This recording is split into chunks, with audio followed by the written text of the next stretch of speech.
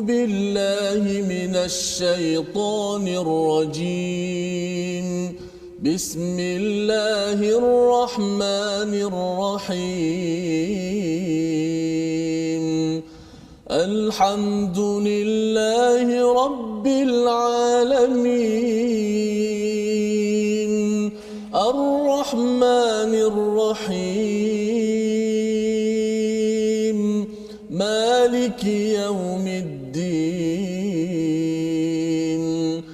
إياك نعبد وإياك نستعين.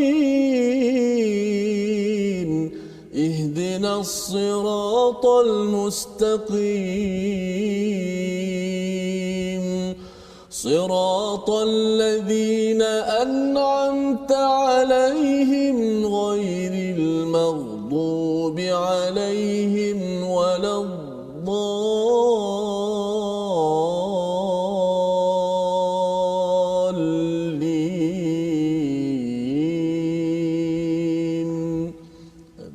Amin ya rabbal alamin. Alhamdulillah. Assalamualaikum warahmatullahi wabarakatuh. Alhamdulillah wassalatu wassalamu ala Rasulillah wa ala alihi wa man walah. Syada la ilaha illallah, syada Muhammadan abduhu wa rasuluh. Allahumma salli ala sayidina Muhammad wa ala alihi wa sahbihi ajma'in. Amma ba'du. Apa khabar tuan-tuan dan puan yang dirahmati Allah sekalian? Kita bertemu lagi pada hari ini untuk sesi ulang kaji kita pada halaman 70 hingga 74 dalam My Quran Time, baca faham amal.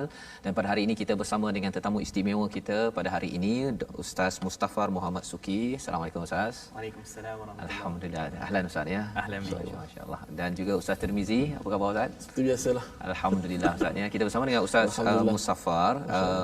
Sebelum ini ataupun berkelulusan syariah di Universiti Yarmouk di Jordan ya, dan banyak pengalaman, pernah bertugas di perbankan ya, dan juga banyak menulis ya, ada buku yang telah ditulis pun oleh Ustaz tentang gelak ketawa Ustaz ya Rasulullah. Betul. Ya, masya-Allah. Jadi sebabnya ceria gembira pada hari ini pasal ada teknik dia yang boleh mungkin kita kongsikan, tapi halaman 70 hingga 74 ini adalah kisah tentang Rasulullah itu mengalami sedikit luka kecederaan Ustaz ya, dan macam mana Rasulullah bangkit bersama dengan sahabat yang kita ingin sama-sama semak pada hari ini, bermula daripada halaman 70 hingga halaman 74. Jadi sama-sama tuan-tuan yang berada di rumah boleh buka halaman 70 dan kita sama-sama ingin sama-sama melihat kepada apakah yang kita dah belajar pada 5 hari sebelum ini, daripada hari Isnin hingga Jumaat, agar kita pasakkan, kita boleh faham dan kita ambil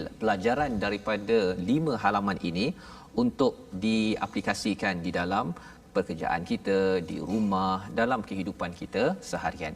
Jadi sama-sama kita mulakan dahulu ya, kita melihat balik kepada ayat 154 daripada halaman 70 ya. Sebenarnya kalau kita sudah ulang kaji minggu lepas, di dalam kecamuknya perang Uhud itu berlakulah apa, round pertama menang, round kedua, pusing yang kedua itu kalah.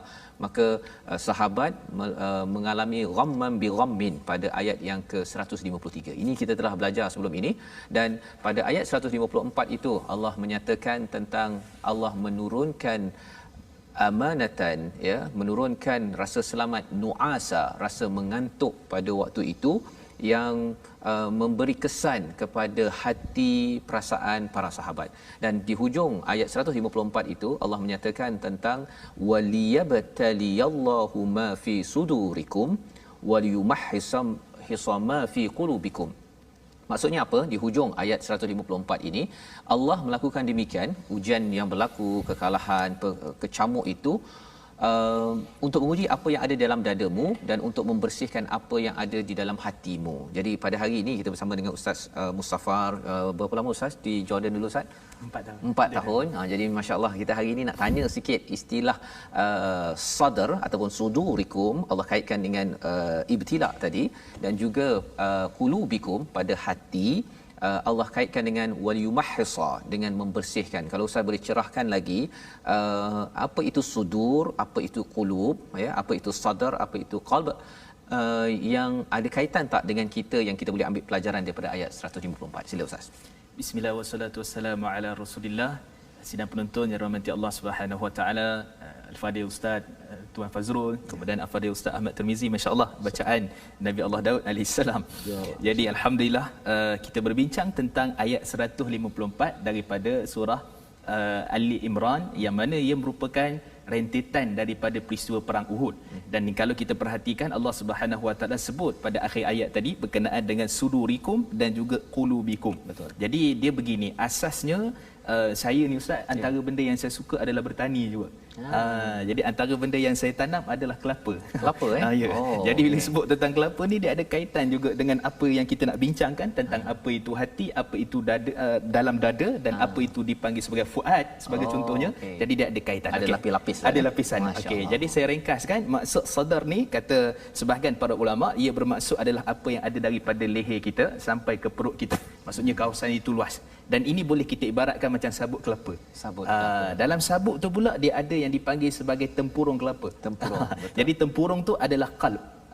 Hati tu. Lapisan nombor 2. Lapisan nombor 2. Okay. Adapun lapisan yang ketiga pula kita panggil sebagai apa yang dipanggil, kita panggil fuad. Fuad itu maksudnya adalah yang lebih memberi manfaat daripada sudut isinya tu, santannya tu. Lembut sikitlah Ustaz Iya, lebih lembut lagi, lebih ke dalam lagi. Itu kaitan antara kalau kita boleh kaitkan dengan kelapa itu. Baik, cuma kita nak bawa semula maksud yang dipanggil sebagai sadar ni, seperti mana Allah Subhanahu Wa Taala sebut dalam surah Az-Zumar ayat 22, dia ada kaitan dengan Islam. A'udzubillahi minasyaitonirrajim. Afaman syarahallahu sadrahu lil Islam. Dan tidakkah kamu melihat bahawa Allah Subhanahu Wa Taala telah pun memberikan kelapangan dada seorang itu dengan Islam. Maksudnya cahaya Islam ini merupakan salah satu perkara yang pada peringkat asas umumnya. Kemudian untuk menerima, iaitulah menilai antara baik dan buruk, menilai antara kita kata ilmu dan juga manfaat dan sebagainya, maka pada waktu itu datangnya hati. Jadi hati ni duduk tempat yang kedua, iaitu lapisan kedua. Dan Nabi SAW sebut dalam hadis sahih riwayat Imam Muslim, kata Nabi SAW berkenaan dengan hati manusia ni, innallaha la yanzuru ila suwarikum wala ila ajsamikum walakin yanzuru ila qulubikum wa a'malikum. Allah tak lihat pada tubuh badan kamu, rupa paras kamu, tapi Allah melihat kepada apa? Hati dan juga amalan kamu. So di situ dia punya punca pengetahuannya, punca ilmu dan punca berkaitan dengan kefahaman dalam Islam. Kemudian kita pergi pada pergi pada perkataan fuad. Fuad lagi dalam. Kalau kita boleh tambah lagi situ, fuad lagi dalam. Fuad ni dia melihat dengan basirah, melihat dengan ma'rifah, pengetahuan. Sebab tu Nabi SAW bila mana Nabi di Isra' Mi'raj kan, Allah sebut dalam surah An-Najm ayat yang ke-11, ma kadzabal fuadu ma ra'a. Tidaklah Nabi SAW itu berdusta, menipu, melainkan dia itu benar dengan apa yang dilihatnya, iaitulah dengan mata hatinya. Maka para ulama tafsir mengatakan maksudnya melihat Jibril alaihissalam dengan betul-betul mata hati. Jadi kalau kita kaitkan dalam kehidupan kita, kita lihat daripada sudut peperangan Uhud, kalau jiwa dah ada, hati dah ada, dalam dada tu penuh dengan kita kata keimanan kepada Allah Subhanahu Wa Taala, maka pada waktu tu kita akan melihat bahawa di kalangan para sahabat, sebagai contoh Abu Dujanah. Abu Dujanah ni kata para sahabat, kalau dia dah ikat serban merah dia sanggup mati syahid. Sanggup mati syahid. Kemudian kata Saidina Abu Bakar As-Siddiq radhiyallahu anhu, hari Badar, hari Uhud ni dia merupakan hari bagi Talhah bin Ubaidillah. Talhah ni tuan-tuan, masya-Allah tabarakallah, beliau ni putus jari. Dan kemudian dalam keadaan tu 36 ke hampir 40 tikaman, dan kemudian dia ni syahid yang berjalan seperti mana disebutkan oleh Nabi SAW. Nak ceritanya apa? Bila ada iman, ada hati, ada sadar, ada dia punya fuad yang mendalam kefahaman tentang agama itu, maka dia sanggup berkorban untuk buat apa-apa saja dalam kehidupan dia. Dan Ustaz, kalau boleh saya tambah lagi, perkataan yang pelik juga, perkataan nu'asah. Yang awal tadi mengantuk. Ustaz sentuh tadi perkataan mengantuk. Sekali kita tengok pada ayat ni Allah guna perkataan nu'asah. Pada ayat kursi sinatun wala naum. Sinah. Allah itu tidak diliputi rasa, kita terjemah mengantuk. Tapi sebenarnya ada beza. Nu'as ini adalah dia mukaddimah kepada nak tidur. Adapun sinah dia bukan kepada mukadimah nak tidur, mukadimah nak mengantuk tu pun tak ada. So sebab tu Allah guna pada ayat kursi tu, Allah tu bukan sekadar mengantuk, nak mengantuk pun tak ada. Dia punya mukadimah pada mengantuk. Ya. Kalau nu'as ni mengantuk. Maksud mukadimah kepada nak tidur dah. Mukadimah pada tidur. Itu dia punya cerita. Tahap tidur tu kan. Jadi masya-Allah, itulah bahasa Quran. Jadi kalau kita bincang tadi tentang sadr dan qad pun ada beza, apatah lagi pada perkataan ini dipanggil mukjizat Quran, berkaitan dengan kalimat Quran. Wallahu a'lam. Jadi alhamdulillah kita dapat lapisan pertama, lapisan kedua, lapisan ketiga tadi, dan kalau hujung surah Ali Imran ini Ustaz, Ustaz ya, ada lapisan keempat yang nama ulul albab tu kan. Betul. Itu kita ambil sesi lain lah tu ya, pasal bukan masuk dalam hari ini.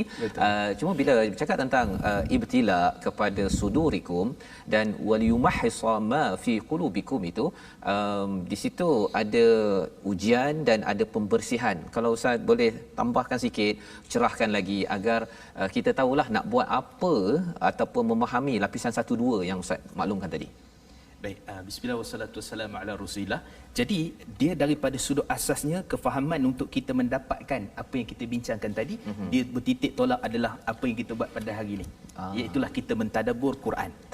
Tadabbur Quran, kita mengingati pada ayat-ayat Allah, melihat kebesaran kehebatan Allah Subhanahu Wa Taala, maka itu cara untuk kita membersihkan hati, dan dengan kefahaman itu menimbulkan kita punya qalb ataupun jantung hati kita ni.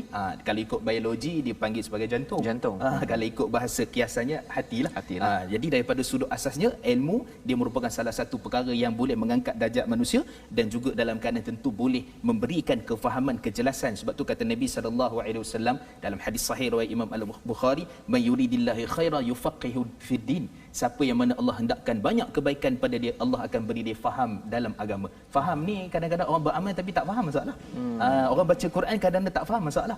Sebab tu kita adakan program ini untuk kita faham dengan ilmu Allah Subhanahu Wa Taala. Mudah kita dapat membersihkan lapisan hati-hati yang kita ada tu dan menjadikan kehidupan kita insya-Allah sentiasalah dalam naungan Allah Subhanahu Wa Taala. Masya-Allah. Jadi Quran ni maksudnya dia pergi pada lapisan pertama ya. Maksudnya kalau ada was-was fi sudurin nas itu Quran boleh positifkan ya. Pergi lapisan kedua dia tenang dengan zikir ini, sampai kepada fuad pun memberi kesan Ustaz ya, sehingga kan ulul albab itu bila dia tadabbur kepada ayat al-Quran terserlah lapisan nombor 4 Ustaz ya. Baik, jadi itu adalah bagaimana lapisan-lapisan dalam hati manusia ini, perumpamaan mudah tadi kelapa ya. Inilah yang ditarbiah kepada tentera-tentera pada zaman Rasul sallallahu alaihi wasallam, dan bila berlakunya peristiwa pertempuran dua pihak tersebut, jam'an ya, ada yang menang, ada yang kalah, dan ketika round 2 pusingan kedua kalah umat Islam, 70 orang yang meninggal wafat. Pada waktu itulah kesedihan berlaku, ada yang kecewa, dan bagi Nabi sallallahu alaihi wasallam Allah bekalkan dengan sesuatu untuk terus memimpin. Jadi mari kita sama-sama lihat kepada halaman yang ke-71 pada ayat 159. Ini bagaimana menguruskan konflik kalau ada pasukan kita yang tak buat kerja ataupun tidak mengikut arahan. Banyak perkara bencana berlaku, tapi what's next? Ya, bagaimana HR bagi pegawai-pegawai di pejabat nak menguruskan bos-bos yang ada ataupun ayah ibu di rumah. Kita baca dahulu ayat 159 agar kita dapat bersama ya mengamalkan intisari daripada sunnah Nabi mengikut pada ayat al-Quran ini. Kita persilakan Ustaz Tirmizi. Baik, alhamdulillah, terima kasih Ustaz Fazrul, tetamu jemputan kita al-Fadhil Ustaz. Alhamdulillah telah membicarakan kepada kita bagaimana untuk menjadikan hati kita hati yang bersih, hati yang selamat insya-Allah. Tak lain tak bukan antaranya dengan kita mentadabbur ayat-ayat Allah Subhanahu Wa Taala yang menjadi tujuan terbesar diturunkan Al-Quran Karim. Baik, kita nak tadabbur ayat seterusnya, ayat yang begitu hebat, 159. Jom sama-sama kita membacanya. A'udzubillahi minasyaitonirrajim. Bismillahirrahmanirrahim.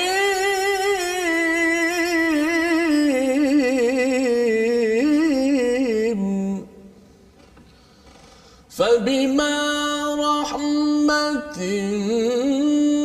من الله لنت لهم ولو كنت فظا غليظ القلب لانفضوا من حولك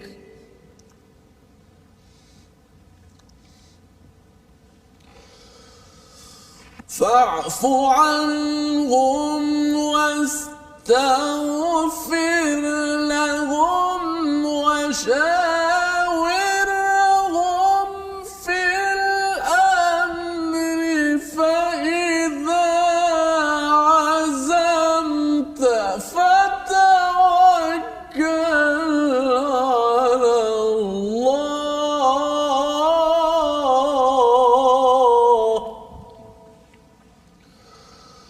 فتوكل على الله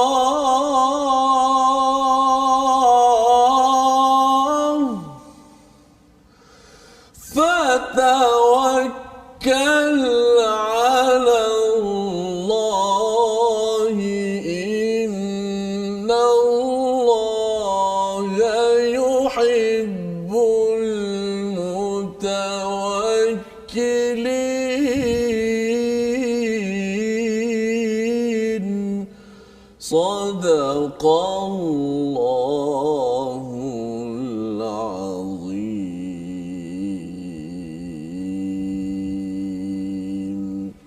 Surah Al-Azim, terima kasih ucapkan pada Ustaz Tirmizi membacakan ayat 159 daripada surah Ali Imran ini bercakap tentang pasukan tentera Islam yang pada waktu di atas Jabal Rumman, Jabal Memanah itu ada di kalangan mereka yang tidak mengikut arahan tepat. Ya, mungkin mengikut arahan tetapi tidak tepat sebagaimana yang dimaklumkan oleh Nabi. Jika walaupun katakan kalah, walaupun mayat ataupun jenazah dimakan oleh burung, masih lagi perlu bertahan sehinggalah datang wakil untuk menerangkan bahawa sudah kita bersurai ataupun tidak. Tetapi kerana cara membuat keputusan itu sedikit berbeza, ada tentera yang pergi ke bawah mendapatkan harta, maka pada pusingan kedua diketuai oleh Khalid Al-Walid yang masih lagi belum Islam pada waktu itu, menyerang dan akhirnya kalah. Maksudnya apa? Di sini ada kesilapan yang berlaku dalam pertempuran tersebut. Dalam perjuangan kita di rumah kadang-kadang ada kesilapan, dalam tempat kerja ada tersilap yang boleh menyebabkan kita marah, tetapi Allah memberikan panduan kepada kita. Yang pertama, maafkan, mintakan keampunan dan juga bermesyuarat pada urusan-urusan selepas itu. Jadi kembali pada Ustaz Mustafa, bila bercakap tentang perkara ini Ustaz ya, dia waktu semua lancar ni kira okey kan, dekat pejabat ke, kat rumah ke, dalam perang waktu pusingan pertama. Tapi bila pusingan kedua tu ada orang yang tak ikut cakap, ada yang buat masalah silap ya. Pasal masalah silap ini manusia, tetapi bila dalam pertempuran, dalam perkara-perkara kritikal tersilap, darah boleh menyirap kan. Pada waktu ini Allah mengingatkan pada Nabi, jika bukan dengan rahmat Allah maka tidaklah Nabi itu dapat bersifat layyin ataupun lintalahum. Jadi di sini Ustaz ya, kalau katakan orang buat silap kan, jadi kita kena maafkan, kena istighfar, mesyuarat dengan dia. Tapi kita pun diingatkan jangan sampai masuk lubang biawak dua kali. Kan, dia asyik buat silap je, asyik lambat ke, asyik buat perangai kertas kerja tak siap-siap, bukan dua kali sampai berpuluh kali. Betul. Kan. Jadi sebenarnya Ustaz mencerahkan perkara ini, Allah ingatkan di hujung itu, bila dah buat keputusan, tawakal ya, tawakal kena betul-betul, bukan mudah tawakal. Ustaz pun mengulang banyak kali tadi. Apa panduan sebenarnya yang boleh kita faham daripada ayat 159 ini? Silakan. Baik, bismillah wassalatu wassalamu ala Rasulillah. Bahagia Ustaz Fazrul dan juga Ustaz Ahmad Tirmizi.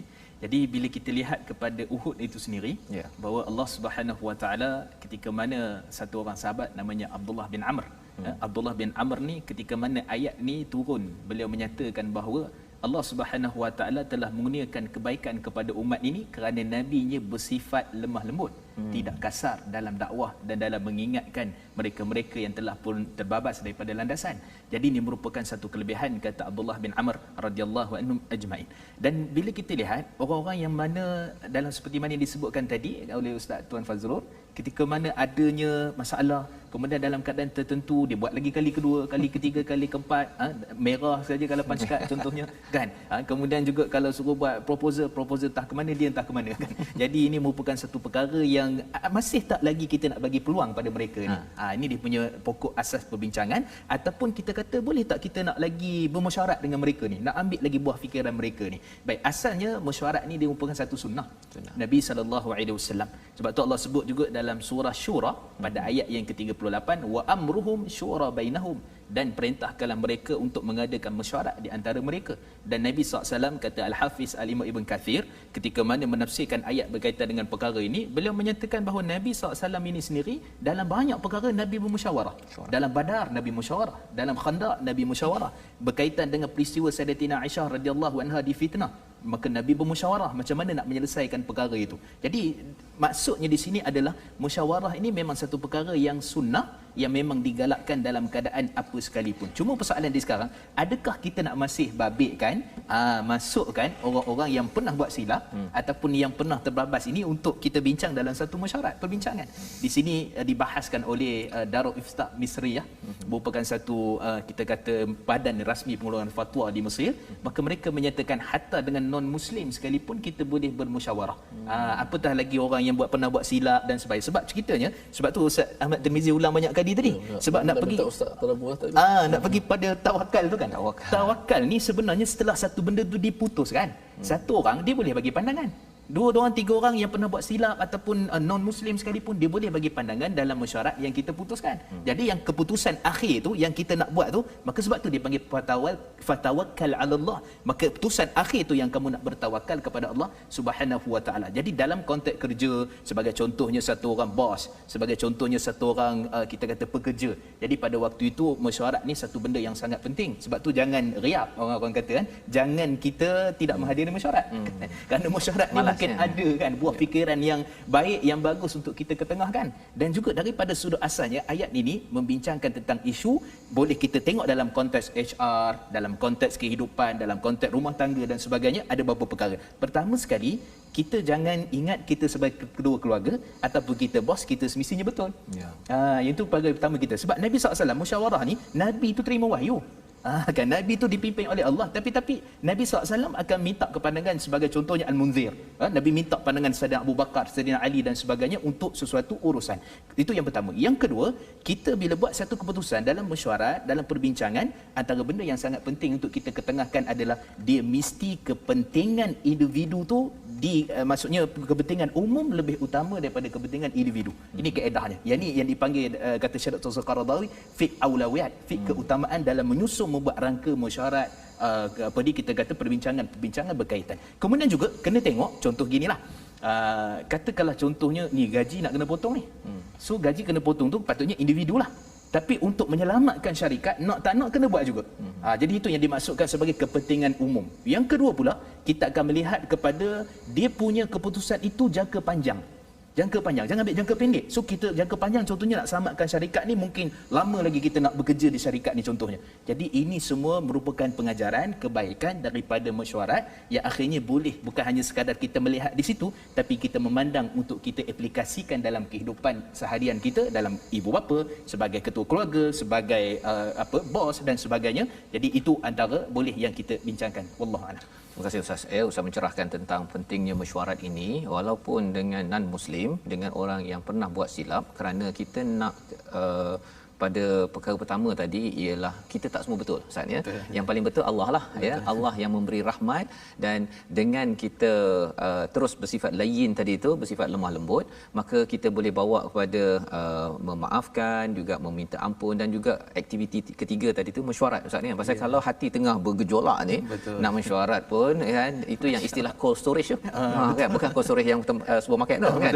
Ini dia letak satu jabatan pasal nak memulaukan, tetapi itu bukanlah kaedah di dalam Al-Quran, kerana tawakal bukan pada bos yang betul ataupun pada suami ke pada ketua yang betul, tapi yang paling betul mestilah tawakalnya kepada Allah Subhanahu Wa Taala. Dan sebenarnya bila Nabi buat begini Ustaz ya, selepas itu lepas Uhud itu walaupun ada silap, tapi lepas itu menang, kerana semuanya ambil peluang, Nabi beri peluang, dan peluang itu sudah tentunya diperjuangkan oleh ayat ke-159 ini. Jadi pencerahan ini amat penting. Itu sebabnya kalau ada yang cakap asyik meeting je, maksudnya kena berjaga-jaga. Kerana apa? Mungkin kerana proses meeting tu yang tak dibuat betul. Ya. Tetapi institusi mesyuarat ini memang adalah satu yang ada dalam surah Asy-Syura, ada dalam surah Ali Imran, untuk kita sama-sama menghidupkan tawakal. Tanpa mesyuarat Ustaz ya, nampak gayanya susah nak bertawakal ya. Kalau tawakalnya ditawakal pada sini, bukan tawakal pada atas, kerana mesyuarat memerlukan kerendahan hati untuk mendengar pendapat pelbagai, mengambil saripati Ustaz ya, daripada satu kalau tebuan ataupun lebah tu dia ada dia punya tempat sarang dia tu, nak ambil madunya itu perlukan kepada syura bainahum wa syawirhum fil amr. Jadi kita berhenti sebentar, kita menyambung kembali selepas ini My Quran Time, baca faham aman insya-Allah.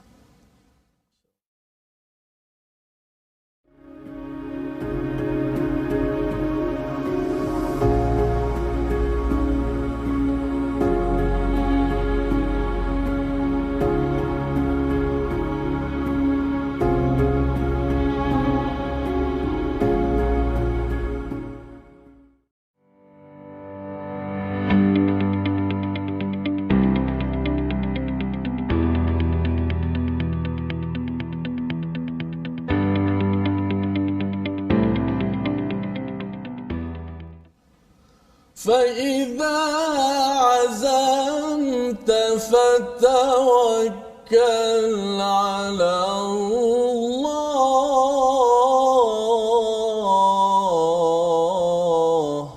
Alhamdulillah, terima kasih kepada semua penonton-penonton yang sentiasa setia bersama dalam My Quran Time baca faham amal.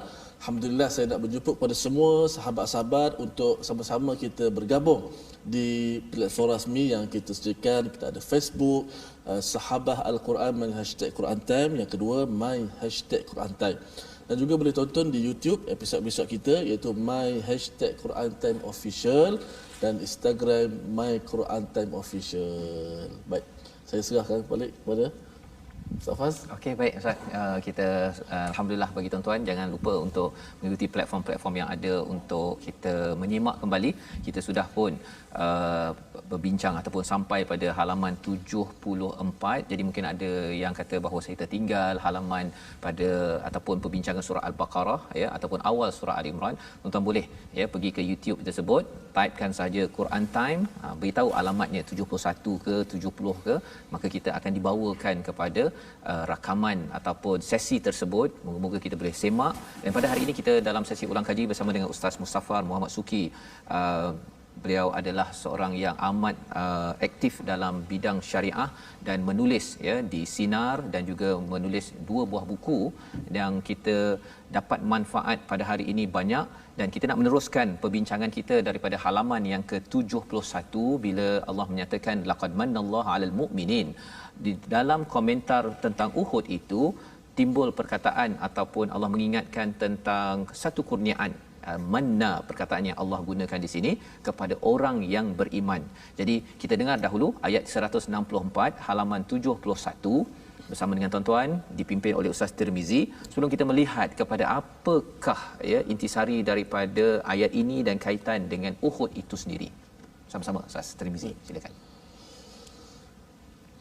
A'udzu billahi minasy syaithanir rajim. لقد من الله على المؤمنين إذ بعث فيهم رسولا من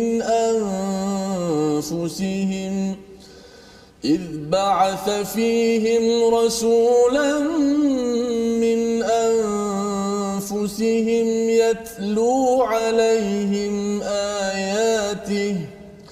يتلو عليهم آياته ويزكيهم ويعلمهم الكتاب والحكمة وإن كانوا من قبل لفي ضلال مبين.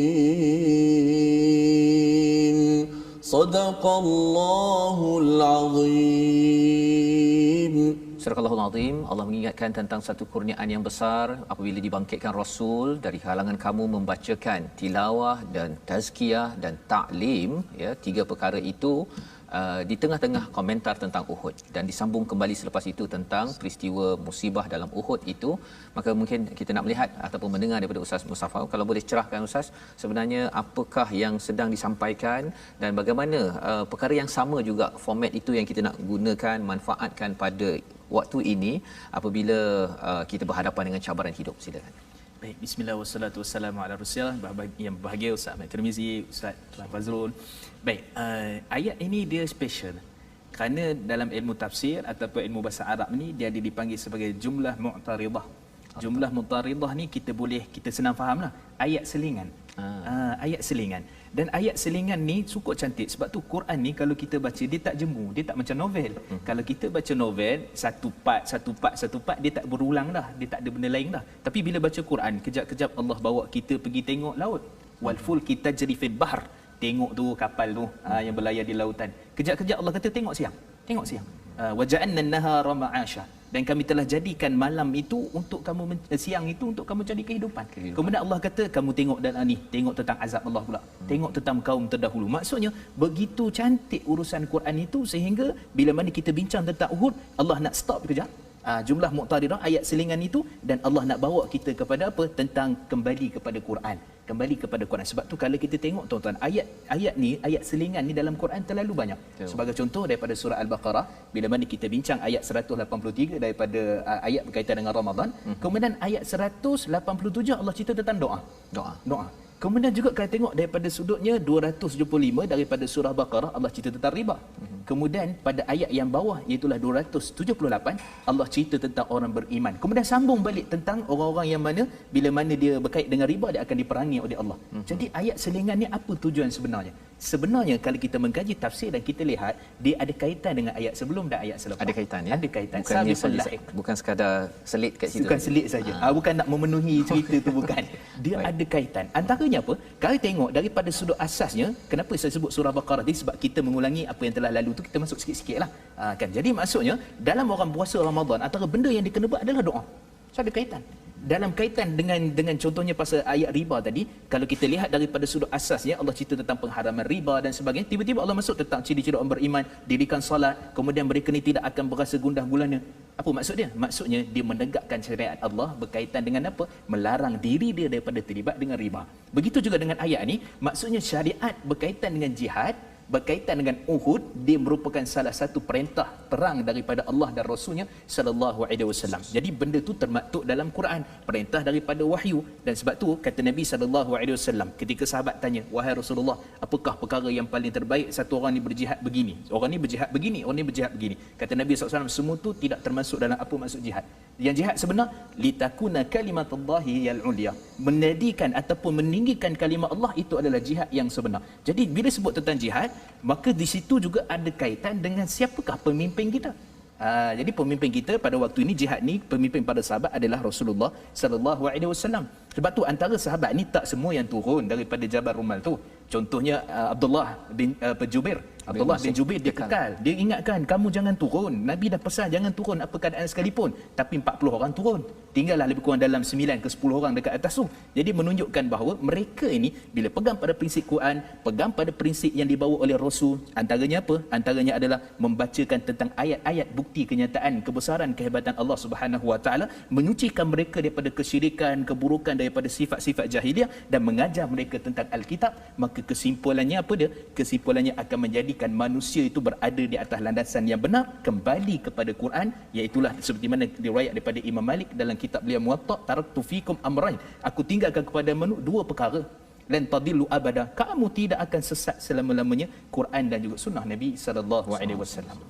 Wallahu a'lam. Jadi alhamdulillah, terima kasih Ustaz. Maksudnya dalam kecamuk Uhud, kekalahan tersebut, Allah mengingatkan bahawa perjuangan ini mestilah Quran dan juga Rasul itu sebagai satu kurniaan yang besar, yang itulah yang perlu diperjuangkan. Kalau kalah sementara ke menang ke, semuanya itu kerana perjuangan Quran dan juga Rasul itu sendiri ya. Jadi itu adalah satu pencerahan untuk kita memahami kesatuan tema Ustaz ya. Maksudnya ayat ini bukanlah sekadar, walaupun namanya jumlah muqtaridah itu dia macam ni sikit ya, tapi rupanya dia kan dia sesuai untuk memastikan kalau bata saja dia tak ada simen kan, dia tak jadi satu rumah Ustaz kan. Masya-Allah. Jadi ini yang kita nampak dan kita teruskan ya ulang kaji kita pada halaman yang ke-72 ya, menarik tentang mereka yang sudah syahid ini pada ayat 169. Allah kata jangan kamu menganggap mereka itu terbunuh, perjalanan Allah itu amwata ya. Nak mohon pada Ustaz Tirmizi baca ayat 169, kemudian nak nanti Ustaz boleh cerahkan tentang istilah yurzaqun itu apa maksud mereka itu diberi rezeki kan. Baik, kita dengar dulu. Baik, kita terus membaca ayat 169. Auzubillahi minasyaitanir rajim. Wala tahsabanna alladhina qutilu fi sabilillahi amwatan bal ahya'un 'inda rabbihim yurzaqun.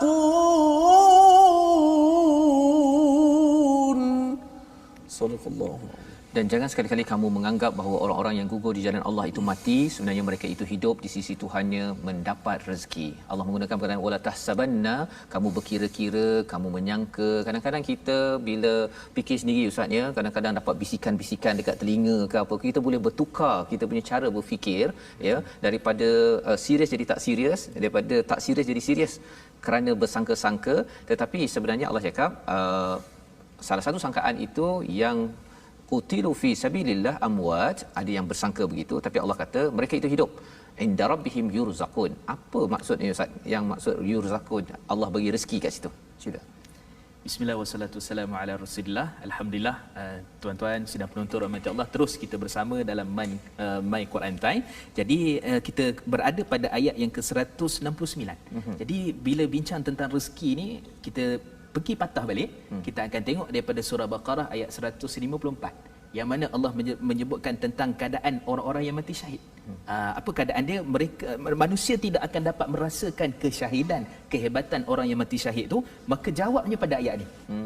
Jawabnya apa? Mereka yang dapat rasa tu adalah mereka dikurniakan rezeki daripada Allah Subhanahu Wa Taala. Ustaz, dalam ayat surah Baqarah, bal ahya walakin la tash'urun, ya. Mereka hidup tapi kamu tak sedar. Okey, so jawab di sini, pada sini. Jawab di sini. Okay. Jadi menunjukkan bahawa Allah Subhanahu Wa Taala memberikan kepada kita jawapan, dan ini menunjukkan dia adalah tafsir Quran dengan Quran. Jadi akhirnya memberikan jawapan bila sebut tentang rezeki tapi tak jelas lagi. Mana rezeki pula ni, rezeki apa benda pula ni kan? Betul. Rezeki biasa duit kan. Contohnya kan. Jawapannya ada pula dalam hadis. Dalam riwayat Imam Ahmad dalam hadis yang sahih, kata Nabi sallallahu alaihi wasallam, ketika mana orang-orang yang mana telah pun meninggal di jalan Allah, iaitu mereka berjuang di jalan Allah mati syahid ni, mereka ini berada di dalam tengkolok burung yang hijau yang mana berterbangan di syurga. Yang mana burung ini dia singgah di sungai. Burung ini juga seolah-olah diandaikan dengan mereka memakan rezeki daripada syurga, buah-buahan, dan dia juga merupakan salah satu daripada kelebihan. Jadi Allah sebut juga pada ayat 100 yang ke-70, antara kelebihannya apa? Mereka boleh berjumpa dekat syurga. Sama-sama syahid tadi tu, mereka berjumpa dekat syurga Allah Subhanahu Wa Taala. Ini merupakan salah satu kelebihan orang yang mati syahid. Kemudian kata mereka kata, kalaulah orang kat dunia tahu kelebihan ini, mereka juga akan kejar tentang kematian syahid yang disebutkan dalam Quran ini. Itu kelebihannya. Dan kalau kita tengok, ini kelebihan orang mati syahid. Kalau kita tak syahid, tak pergi berjuang, macam mana pula? Kematian orang beriman pun jangan risau. Kerana kata Nabi sallallahu alaihi wasallam dalam hadis riwayat Imam Ahmad, juga hadis yang sahih, nasmatul mu'min yu'alliq bi asjari jannah hatta yarji' Allahu ila jasadi yaumil qiyamah. Ruh orang beriman ni berada bergantungan pada pokok-pokok di syurga, sehinggalah mana Allah bangkitkan, Allah kembalikan ruhnya kepada jasadnya pada hari kiamat. Yang special hadis ni Ustaz Tirmizi, diriwayatkan daripada Imam Ahmad, daripada Imam Syafi'i, daripada Imam Malik. Imam mazhab yang hebat. Jadi menunjukkan bahawa roh orang beriman ada kelebihannya, roh orang mati syahid pun ada kelebihannya, dan Allah bagikan rezeki. Satu, syurga itu rezeki dah. Jadi apa pula dapat dalam syurga? Maka saya sebutkan dalam hadis tadi, itu menjawab kepada apa yang disebutkan rezeki yang Allah telah kurniakan itu. Hebat, wallahu a'lam. Masya-Allah. Ya, itu adalah bagaimana penerangan tentang bila Ustaz cakap tadi tentang mendapat rezeki tadi itu, maksudnya mereka orang lain masuk ke alam barzah, ya, tapi mereka ini maksudnya Ustaz dah merasai nikmat syurga itu sendiri, ya. Sebab tu kata Al-Imam Ghazali rahimahullah, dia ada jasad dan ada ruh. Jadi Imam Ghazali sangat menarik. Sebab kata Imam Ghazali rahimahullah, sebab kita kena ingat bahawa nak masuk syurga kena ada hisap, kena ada mizan. Tiba-tiba ni bila dah meninggal, dah masuk direct kan? Macam mana tu? Kata Imam Ghazali rahimahullah, kenikmatan sebesar yang sebenar masuk syurga itu adalah bila mana roh bersatu dengan jasad. Yang ni ceritanya roh. Roh itu di syurga dah. Jasad dalam kubur itulah kan. Tapi bila dibangkitkan nanti, roh dengan jasad dengan timbangan amal dan sebagainya kena lalui juga proses itu. Tapi kalau yang dah dia syahid 70 tanpa hisap 70,000, maka yang tu adalah kelebihan yang Allah bagi. Tak ada beratur lagi. Tak ada beratur dah. Tak ada tunggu dah.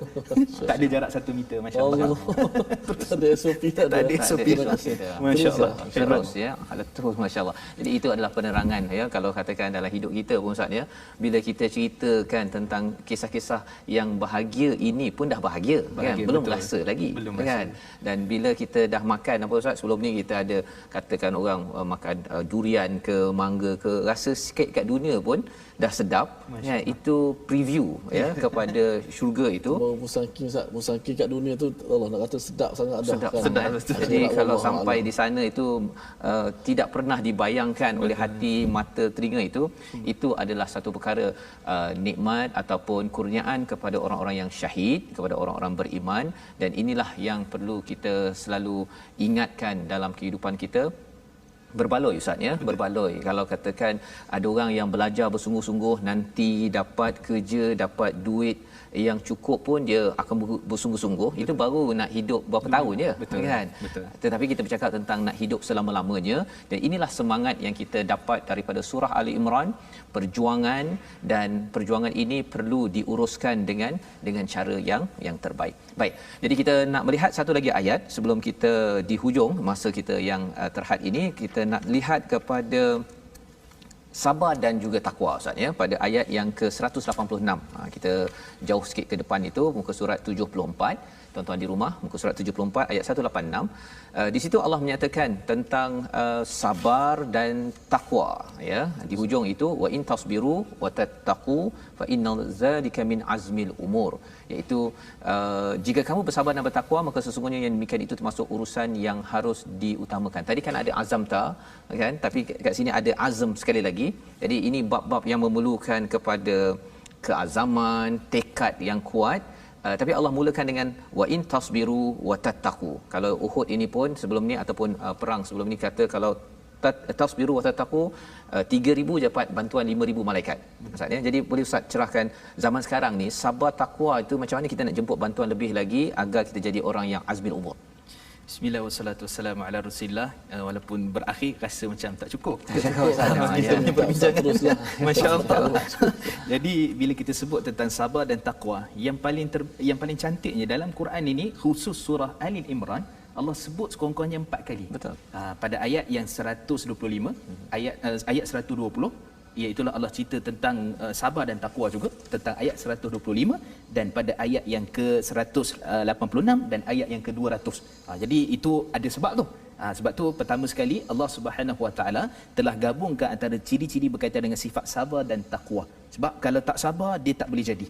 Daripada sudut asalnya kita sebut secara ringkasnya, sabar dalam kehidupan kita ni, kalau kita nak tengok dalam Badar, dalam Uhud, ini merupakan satu benda yang jarang kita nak nampak daripada sudut realitinya. Tapi kita sendiri yang berhadapan dengan kesabaran itu, kita tahu bagaimana kita nak menguruskan kesabaran. Baik. Jadi sabar ni, kata Imam Ibn Rajab Al-Hambali, dia terbagi pada 3.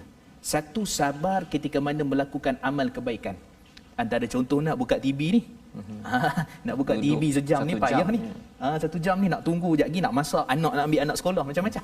Jadi 1 jam. Jadi sabar nak buat kebaikan, nak solat, nak qiyamul lail, itu yang pertama. Yang kedua, sabar di atas mengelakkan diri daripada dosa dan maksiat. Pun kena sabar juga. Allah, tanya orang puasa, macam Ustaz sebut tadi, nampak musangking waktu puasa. Macam insya-Allah. Sabar tu banyak sabar itu kan. Sabar sungguh tu kan. Itu sabar yang kedua. Sabar yang ketiga, sabar bila mana menerima qada dan qadar Allah Subhanahu Wa Taala. Jadi dia sangat kait rapat dengan peristiwa Uhud ni, yang menjadikan kesabaran yang sungguh-sungguh kepada para sahabat radhiyallahu anhum ajma'in. Dan sikit lagi takwa. Takwa ni bukan sebut saja saya bertakwa pada Allah. Khatib sebut ittaqullah, waktu itulah paling sedap tidur. Masalah, masya-Allah sungguh kan. Jadi bila sebut bertakwalah kamu pada Allah, 3 terus. Kita terus ingat terus 3. Takwa dengan hati, takwa dengan perkataan kita, dan takwa dengan perbuatan kita. Jadi takwa itu semua ada pada sifat para sahabat bila mana menguruskan isu berkaitan dengan Uhud, khususnya mereka yang sebagai contoh Ammarah ataupun dikenali sebagai Ibnu Sakan. Bila Nabi sebut, siapa yang nak ni cepat ni, Quraisy tengah mara ni, maksudnya daripada kafir musyrikin, tentera Mekah tengah mara, siapa yang nak syurga? Terus Ammarah ke depan dan dia syahid di jalan Allah Subhanahu Wa Taala. Sebab apa? Sebab dia sabar, dia takwa, dia yakin dengan apa yang Allah berikan kepada dia, dan itulah kehidupan kita. Kita sabar dan kita yakin dengan apa yang Allah telah kurniakan kepada kita dan yang akan datang, walaupun kita tidak nampak pada waktu sekarang. Wallahu a'lam. Sabar walaupun perkara itu tidak nampak, tetapi kita akan dapat berjaya. Itu membawa pada takwa yang mendapat pertolongan daripada Allah SWT. Kita mengucapkan terima kasih kepada Ustaz Mustafar mencerahkan beberapa perkara dalam halaman 70 hingga 74 ini. Ya, ada banyak lagi soalan sebenarnya Ustaz ya, tapi dengan masa yang ada ini kita amat menghargainya. Kita ingin melihat kepada apakah yang doa yang boleh kita sama-sama kita panjatkan agar pelajaran yang kita dapat beberapa pada hari ini dan juga intisari halaman 70 hingga 74 ini dapat Allah bantu kita untuk dibaca selalu, difahami dan juga diamalkan. Jadi silakan Ustaz Mustafa memimpin doa bacaan pada hari ini. أعوذ بالله من الشيطان الرجيم بسم الله الرحمن الرحيم اللهم إنا نسألك علما نافعا ورزقا طيبا وأملا متقبلا اللهم فكهنا في الدين وعلمنا التأويل واهدنا الصراط المستقيم صراط الذين أنعمت عليهم من النبيين والصديقين والشهداء والصالحين وصلى الله على سيدنا محمد وعلى آله وصحبه وبارك وسلم والحمد لله رب العالمين تقبل الله منا ومنكم السلام عليكم ورحمة الله وبركاته. Terima kasih kepada Ustaz. Jadi dengan ini kita berada di penghujung. Saya mengucapkan terima kasih kepada tuan-tuan untuk terus sama-sama dalam My Quran Time, dan juga tuan-tuan boleh membantu bersama kita berjuang bersama menyumbang dalam wakaf untuk ummah, satu usaha kita bersama untuk sama-sama kita menyebarkan mushaf Al-Quran, tapi lebih daripada itu ialah kesedaran Al-Quran untuk kita berjuang dengan sabar, dengan takwa. Moga-moga Allah terus memberi bantuan kepada keluarga kita, kepada masyarakat ini dengan tali Allah Al-Quran. Jadi insya-Allah kita bertemu pada jam 11 malam, pada jam 6 pagi insya-Allah ulangan, dan siaran ini, rancangan ini dibawakan khas oleh Mufaz. Saya mengucapkan ribuan terima kasih kepada Ustaz Mustafar, Ustaz, dan insya-Allah kita bertemu lagi My Quran Time, baca faham amal insya-Allah.